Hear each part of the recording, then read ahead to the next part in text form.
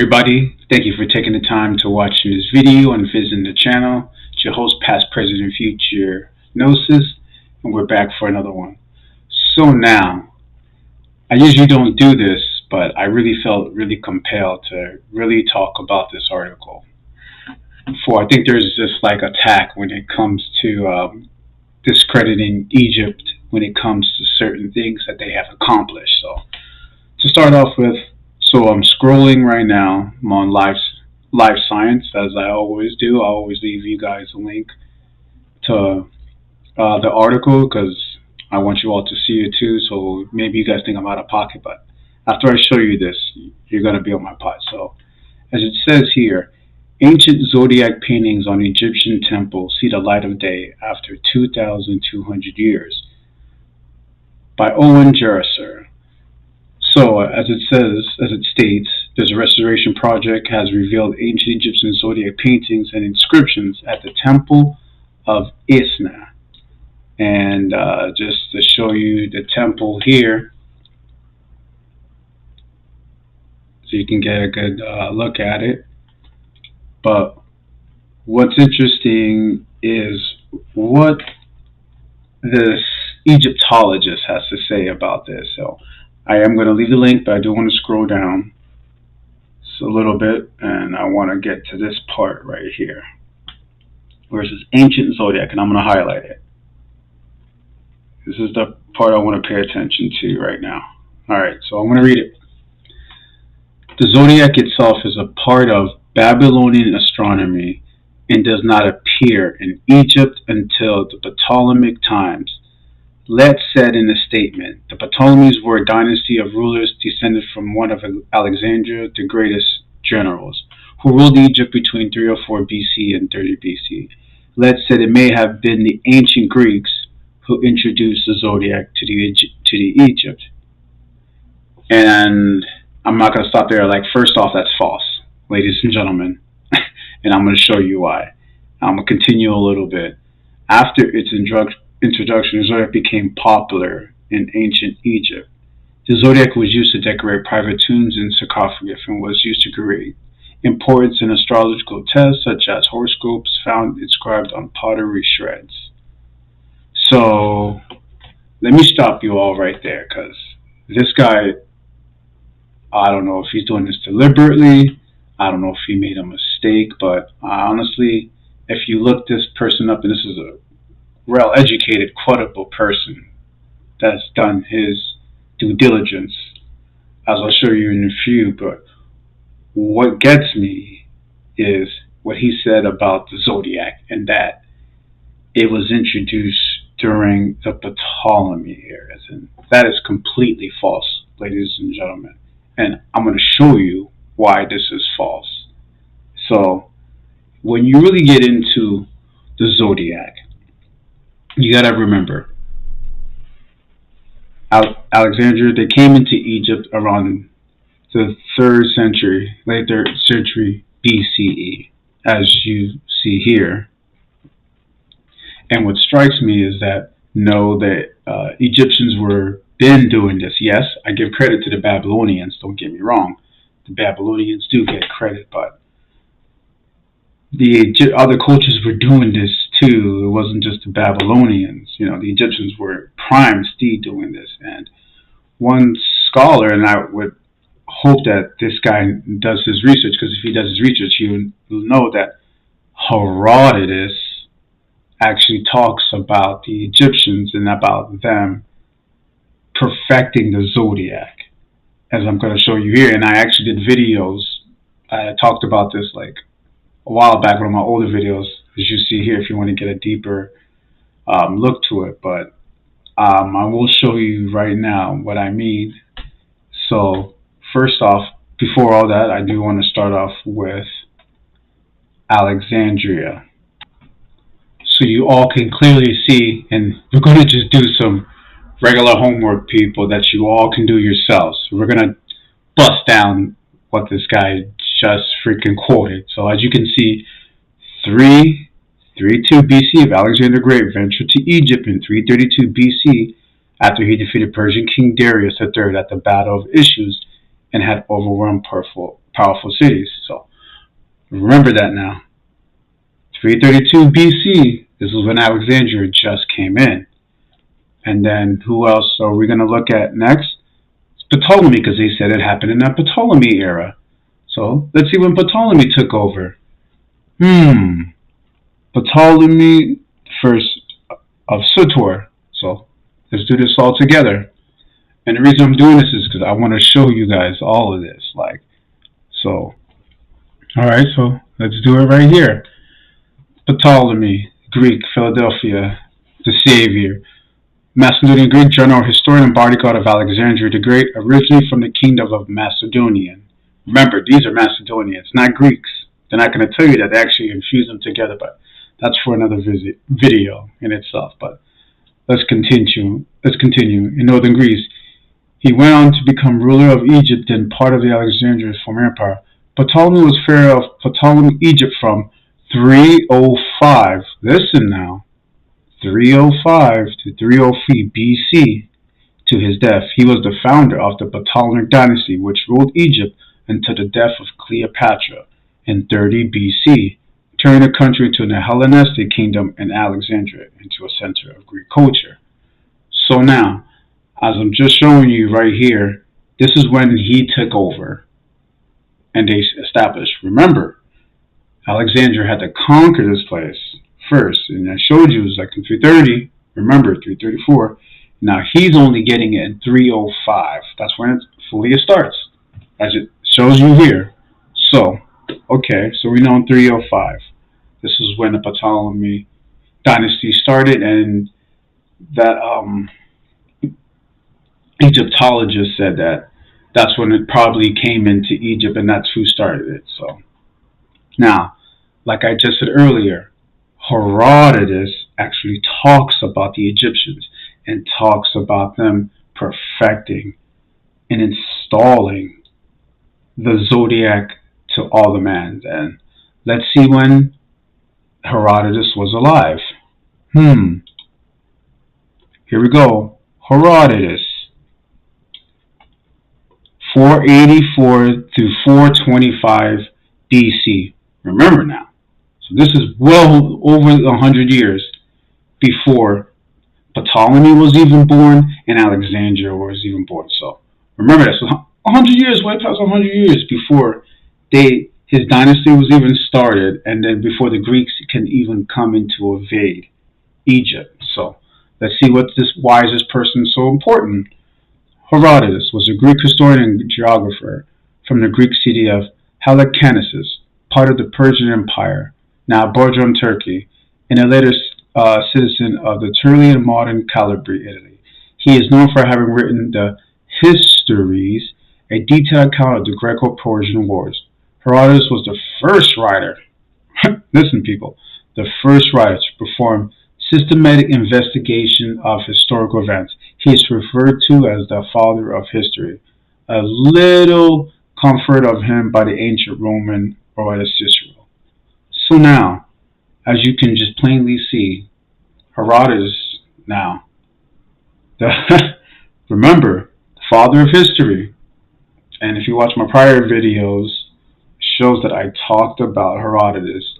And you need to research this man because he says a lot about the ancient Egyptians, about the Persians, and other cultures that lived around this time. And just to show you here, you can all get the book, like I said here, the Landmarks, Herodotus, his stories, are right on Amazon, and we're going to get right into here.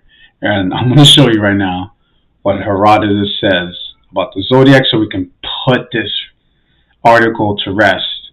And again, I'm not trying to attack this man, but once I show you further on his credibility, you'd be like, he should know all this. So other than that, let's show you right now, right here in the book, what Herodotus has to say about the Egyptians and the zodiac.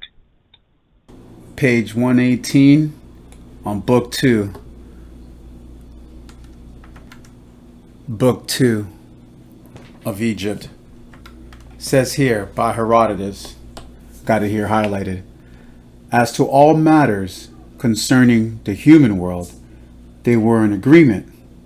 They said that the Egyptians were the first of all peoples to discover the year by dividing up the seasons into 12 parts to total 1 year. What does that sound like, guys, to you in the Western civilization? What does that sound like? And that they discovered how to do this from the stars, astronomy.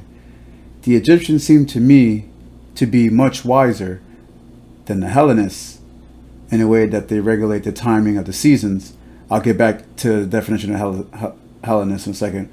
While the Hellenists attempt to preserve the timing of the seasons by inserting an intercalary month every other year, the Egyptians divided the year in 12 months of 30 days each and add just 5 days each year beyond that number, and thus their seasons do return at the same periods in a cycle from year to year, duality.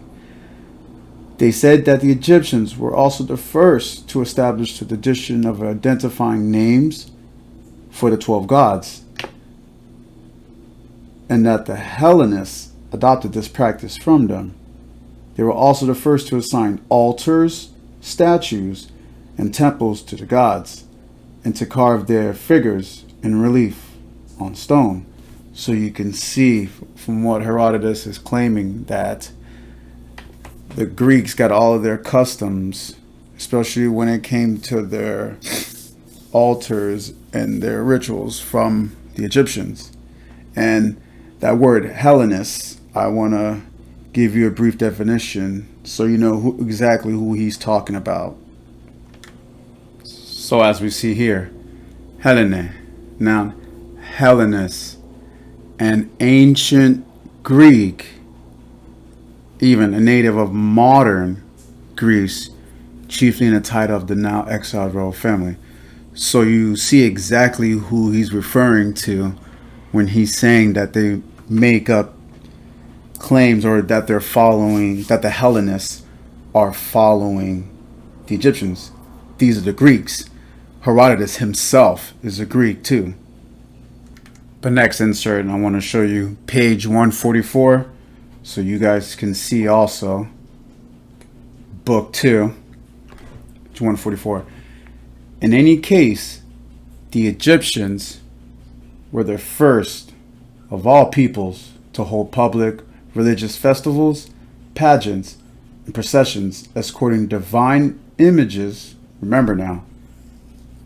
And the Hellenists, well, since I gave you the definition, I'm going to just say, and the Greeks learned about these rituals from them. My proof for this assertion is that Egyptian ceremonies have obviously been held for a very long time, but those of the Greeks have been instituted only recently. The Egyptians come together to celebrate major festivals, not just once, but many times a year.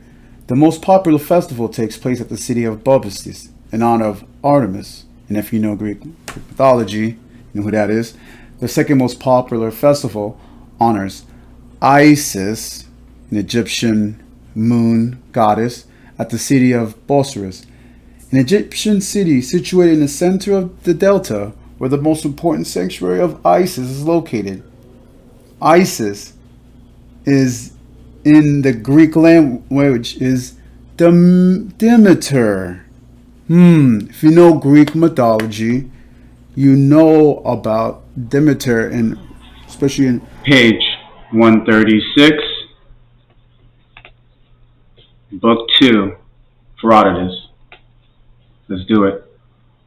All those who establish a sanctuary of Theban, Zeus, or of the Thebanome sacrifice goats, but not sheep. For Egyptians do not all worship the same gods in the same way. Only the gods Isis and Osiris, the latter of whom they say is Dionysus, remember that, the connection, are worshipped in the same manner by all Egyptians. For example, those who have a sanctuary of Mendes or of the Mendesian district sacrifice sheep, but not goats. Now the Egyptians and all who followed their practice abstained from sacrificing sheep and claimed that their custom originated in this manner. Heracles had an overwhelming desire to see Zeus, who did not want to be seen by him. Finally, since Heracles kept insisting, Zeus devised the following scheme. He skinned a ram, cut off its head, wrapped himself in the fleece, and placed the head in front of his own face, and showed himself thus to Heracles. That is why the Egyptians fashioned a statue of Zeus with the head of a ram.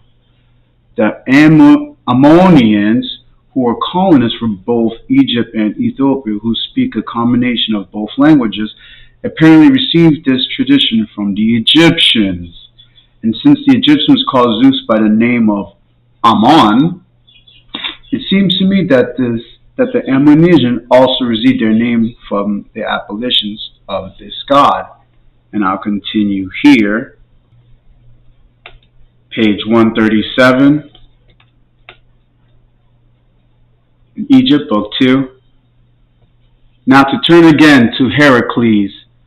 I have heard it said that he was once of the 12 Egyptian gods, but about the other, Heracles, the one known to the Hellenists, I was unable to learn anything anywhere in Egypt. This is Herodotus speaking. Moreover, the fact is that the Egyptians did not take the name of Heracles from the Hellenists, but that the Hellenists, that is, those Hellenists who established the name of Heracles as a son of Amphitryon, took it from the Egyptians. This can be demonstrated by many proofs, especially by the fact that both parents of Heracles, Amphitryon and Alcmene, were of Egyptian descent. Continue here. And this is where it gets good. Just a little bit. Since I wish to know something definite about all this from any source I could find, I sailed to Tyre in Phoenicia. The Phoenicians, when I learned that there was a sanctuary sacred to Heracles there. And let's do this. And I saw that it was decorated lavishly with many offerings. In particular, I saw 2 pillars in it, one of refined gold and the other of emerald, so magnificent that it glowed in the dark. When I asked the priests of the god how long it had been since the sanctuary had been established, I discovered that they did not agree with the Hellenists. Remember, ancient Greek, I showed you guys earlier what Hellenist is the ancient Greeks. For they said that the sanctuary was founded at the same time that Tyre was settled, and that Tyre had been inhabited for 2,300 years. I also saw in Tyre another sanctuary of Heracles, this one bearing the Intruduced. And so I went to Thasos and found that there was a sanctuary of Heracles founded by Phoenicians who had set sail in search of Europa, who had colonized Thasos, which happened in fact 5 generations of men earlier than birth of Heracles, son of Amphitryon and Helios. And so this research shows clearly that Heracles is an ancient divinity. The Hellenists I consider the most orthodox of those who are founded and maintained to distract sanctuaries of Heracles, sacrificing to one as an... Now I'm on page 138, trying to show you guys. You all can look this up yourself. Grab the book, book 2, to finish it off. Immortal with infinite Olympian, and to the other as a hero, with offerings appropriate to the dead. Remember, always incorporating it and switching things up. The Greeks did this too. The Hellenists tell many different native stories, and their myth of Heracles is especially foolish. They say he came to Egypt and was crowned by the Egyptians, who then let him direct a procession as a sacrificial victim to Zeus. He kept silent for a while, but when they led him up the altar, he turned on them with his great strength and murdered them all. The Hellenists who tell this story, seems to me, are entirely ignorant of the nature and customs of the Egyptians. These people are forbidden by sacred law to sacrifice their domestic animal, apart from sheep, bulls, male calves that are ritually clean, and geese. So how could they conceivably sacrifice human beings? There it is, people. All the evidence right there for you in books.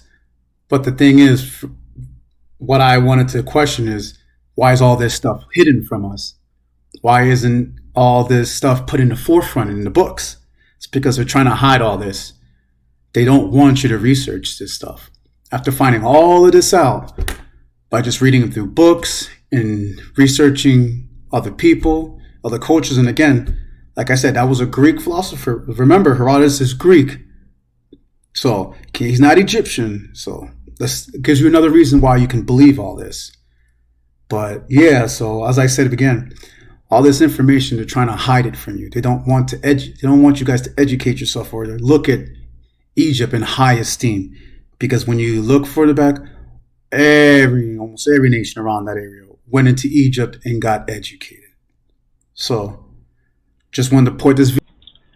So now, after showing you all of that, you can clearly see that the Egyptians were the ones that perfected this, and that they were doing this way, way off, even before Herodotus was even born, going into the 1,000, 2,000 to the Old Kingdom and to the Middle Kingdom, up to the New Kingdom, ladies and gentlemen. And you can see the years that go with it right here too, to show you all this. So, as I said, there's no way that I'm able to, an independent researcher, can compile all this up and do my own research and come to the conclusion that no, the Egyptians were doing this. Also, and again, I give my credits to Babylonians, yes, but Herodotus clearly shows and explains that the Egyptians were doing this well off also, and perfected it. And gave it to the Greeks the other way around. Remember, he's saying that the Greeks introduced it to the Egyptians. No. As you just seen, the Egyptians gave it to the Greeks. And this is what I'm saying, ladies and gentlemen. You can't even take these articles for face value. You even got to do your own research on that. And that's just why I say there's this attack on when it came to the sophistication when it comes to the Egyptians and what they knew back in the day. And before I get anywhere, I'll show you his credentials right here. Professor Dr. Louis Christian, as you can all see right here. It's in French, but I'll get into the English form. So you can all see Professor Dr. Louis Christian. There is all his credentials. Look all here, people, ladies and gentlemen. Colin, Fellowship Jura Hair Price of DFG, Price to Offerman Harrington Foundation of the book, employment at the Semir Anthology in Cologne as director of the project. Like, people, this guy knows his stuff, man. This is a high credible person. That's why I'm not trying to say like he's some newbie. No, this man knows his stuff. Visiting professor at Cairo University. I mean, like, International Association of Egypt. He's an Egyptologist. Ladies and gentlemen, look at all this. So, as I'm trying to explain to you, here's some attack on the Egyptians because there's no way this man doesn't know anything about this. Herodotus plainly was in Egypt, but yet they don't give you that. They're trying to switch it around. And like on my channel, I tell you guys, I give you guys facts. So I hope you guys hold me credible to my information and you look up to what I have to say, because I hold these people high and credible too. Because if they're just saying this and not people are not going to do their research, you're just going to believe all this stuff. And this is why I stress so much. You have to do your homework. Even things that I say to you all, I tell you, do the research. Listen to what I have to say, but do your research. And in this case, I just proved it. You read the article. You said what he said about Ptolemy and that the Greeks were the ones that could have give him that. But he is plainly saying that they were the ones that introduced the zodiac to the Egyptians, and that's when it started getting popular. No, ladies and gentlemen. And we could tell about all the other zodiac signs that deal with the Egyptians, the way they appreciate Ceres, about Ra, the sun god. So you're telling me that they were watching the sun and couldn't watch the stars also? I mean, come on, ladies and gentlemen. They named the star Re, Sun Re. Remember Akhenaten. Remember Akhenaten, the first monotheistic person. Yes, you thought it was Moses. No, it's Akhenaten, the first monotheistic, and the Egyptians were in Atum Ra, where it was the worship of the sun disk. That's part of the zodiac, ladies and gentlemen, too. That's looking at the stars and stuff like that and watching it. But anywho, I just felt like compelled to show you all this. Like I said, please do your research, ladies and gentlemen. Don't take anything for face value. But again, there is an attack on the sophistication and the education of the Egyptians, because like I said earlier, Herodotus came there to learn. Diodorus Siculus talked about this place. Numerous people came here.